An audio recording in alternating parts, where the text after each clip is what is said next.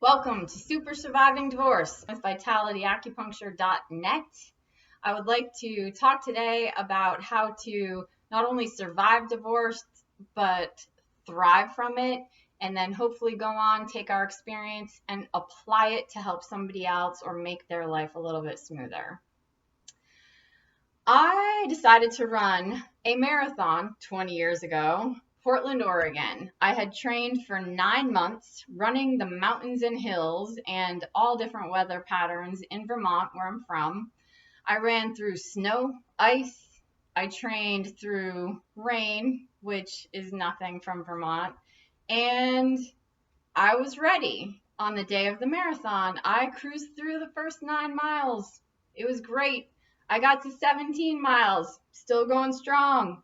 I made it to mile 26 and I hit a wall and I started walking. I was sucking wind, couldn't even stand up straight, and I heard a voice. I looked and it was an older gentleman who was probably in his 80s. He had a cane and a little cute hat on, and he said, "Girl, I didn't come all the way out here to see you walk." And I said, "Yes, sir." And I ran the rest of the way and finished the last 0.2 of that marathon. At 26 years of practice as a healthcare practitioner, first treating people with cancer as a radiation therapist, and then as an acupuncture physician, I have learned a few things about health and people, which is the really interesting part. Our thoughts, emotions, and our relationships have a direct impact on our health. One of the important questions I ask during an initial patient intake is whether or not you are in a communicative, supportive, kind, reciprocal relationship. It not only affects somebody's short-term health, long-term health, and their healing process on a huge level. It's so super important who we surround ourselves with, what kind of music we listen to, what kind of books we read.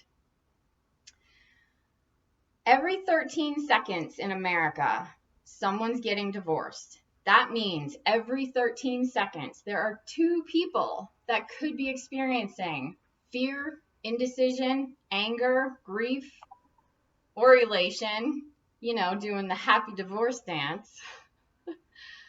On the flip side, go through those emotions and learn from those emotions, which it's completely 100% natural to experience each and every one of those emotions going through a divorce.